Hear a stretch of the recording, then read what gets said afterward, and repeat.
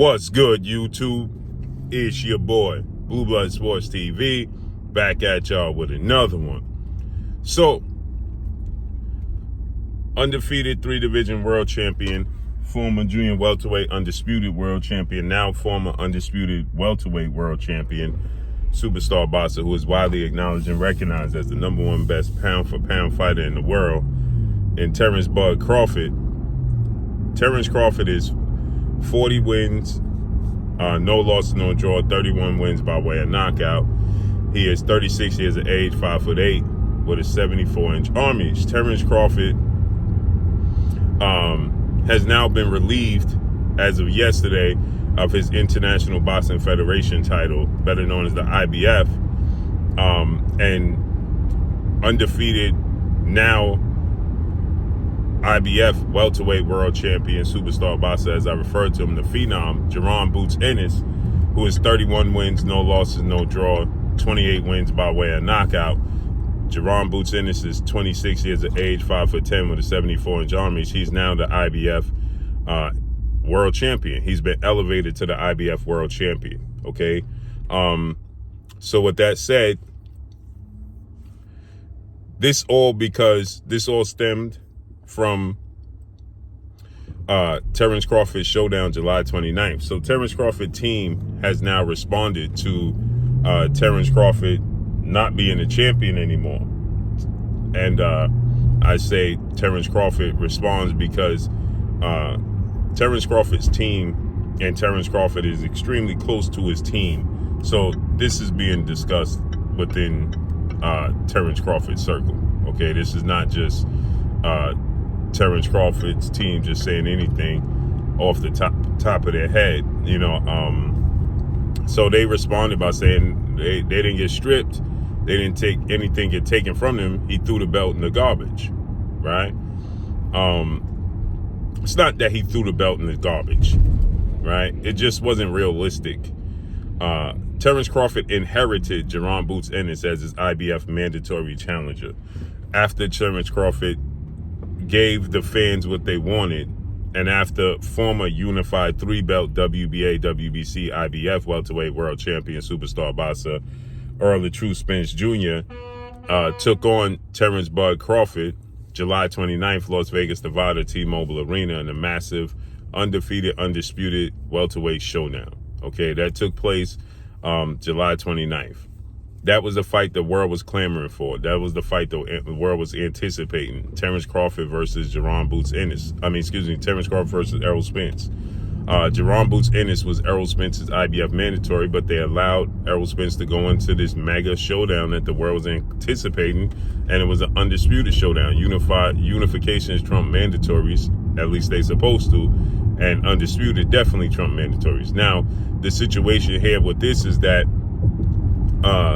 they have a rematch clause. They contractually obligated. The loser was well in his right to activate a rematch clause. Okay, they had 30 working business days to activate a rematch clause, and that's exactly what they did. They activated a rematch clause, and so because they activated the rematch clause, that being Errol Spence, who lost, he came up short. Terence Crawford stopped Errol Spence in the 9th round, dropped him in the second round, twice in the 7th, and then stopped him in the 9th. Highly anticipated mega showdown that was successful, and saw both guys make over $25 million. This is what the fans asked for. They asked to see Errol Spence and Terence Crawford, and they gave us Errol Spence versus Terence Crawford, right? Now, when you have a fight of that magnitude, there's always going to be stipulations. And one of the stipulations is that there's a rematch clause, right? And so, because there's a rematch clause and Errol Spence activated it, it's not possible for Terence Crawford, who's contractually obligated to fulfill a rematch, to fight Jerron Boots Ennis. It's just not it's simply not possible. So two things can be true. Jerron Boots Ennis deserves his opportunity, and Terence Crawford wasn't in a position to give Jerron Boots Ennis his opportunity because Errol Spence demanded a rematch. And things played out, unfolded the way they unfolded because Jerron Boots Ennis, unfortunately, he's fortunate, but not fortunate. He's fortunate that he gets the IBF title. He becomes a world champion. He's unfortunate that he didn't get the chance to beat one of the marquee fighters of his generation, the marquee, you can make a case, the marquee fighter of his generation in Terence Bud Crawford or Errol Spence Jr., right? Who, at the time when they fought, both was top 5 pound for pound best fighters in the world, right? So he didn't get a chance to beat either one of them for the belt, but he is a world champion. This is what he was clamoring to do. But obviously he wanted to knock off 2 birds with 1 stone, meaning that get a marquee fight and get a title fight.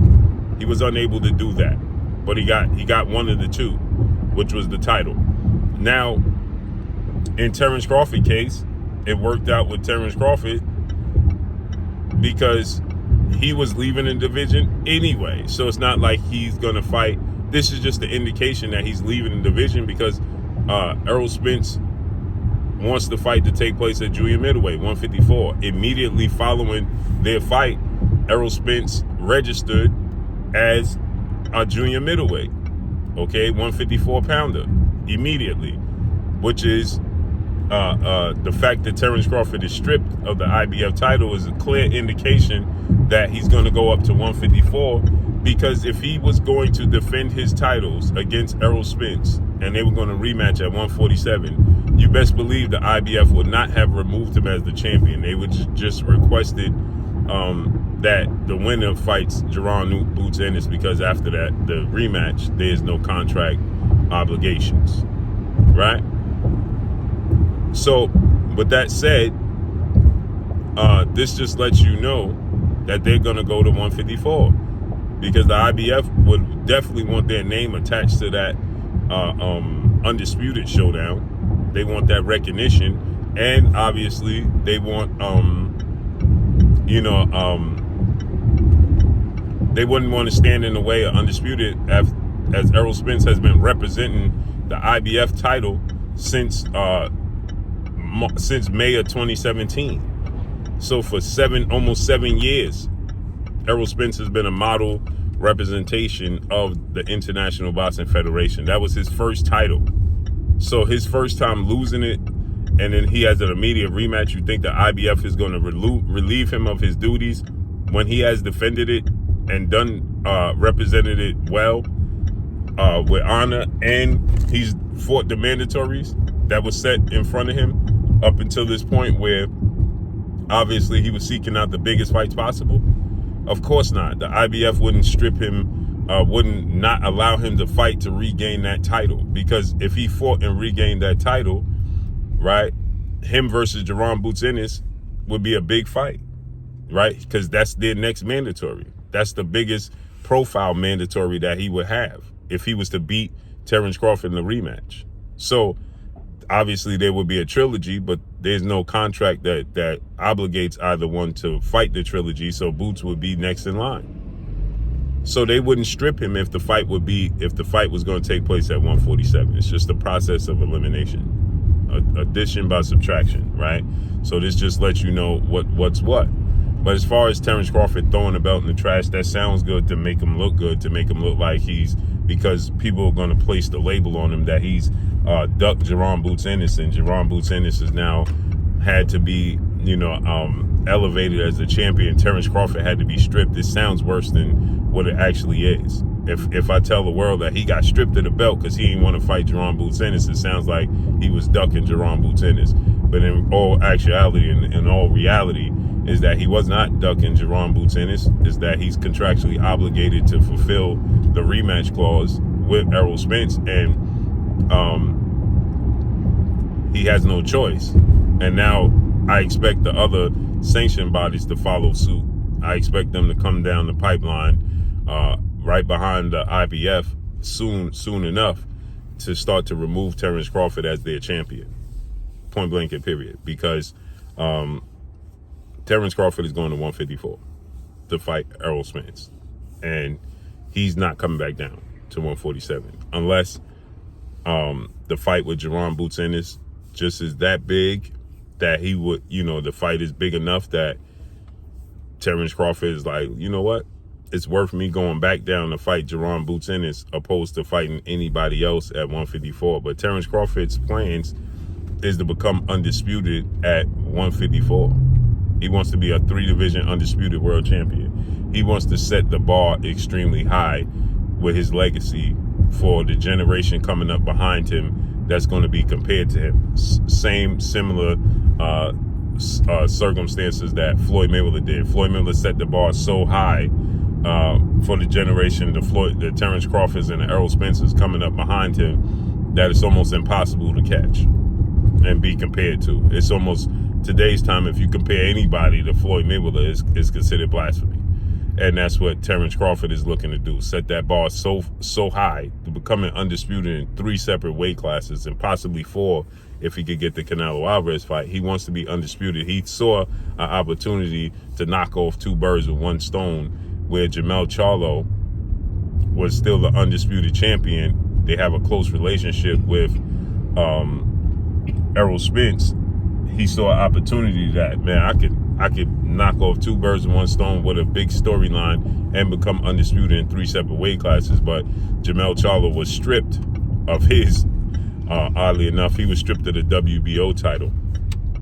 And Tim Tszyu has been elevated to the WBO world champion at 154. So now the road to becoming undisputed at 154 just got harder for Terence Crawford, because now he's 36 years of age. So Terence Crawford is going to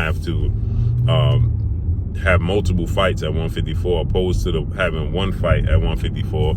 He's going to have to now fight Tim Tszyu and Jermell Charlo, who's still the unified champion. Now, the deadline for Jermell Charlo was yesterday to negotiate with his mandatory challenger for another sanctioned body that he has, the WBA, I believe it is. So we got to see how that unfolds. But that's all I got for y'all, man. So as far as Terence Crawford and his team saying they didn't get stripped, they threw the belt in the trash, that's not true. And on the flip side of that, it's not true that he's ducking Jaron Boots Ennis, period. So let's see how this all unfolds and plays out moving forward. But that's all I got for y'all. Make sure you hit the like button. Drop a comment in the comment section. Let me know what y'all think. Y'all already know what it is. It's your boy Blue Blood Sports TV. Hate, like, comment, and subscribe. You haven't subscribed, hit the subscribe button, hit the like button, hit the bell icon to get all the new notification. Follow me on Instagram at Blue Blood Sports TV, all one word. That's all I got for y'all. I'm gone. Peace.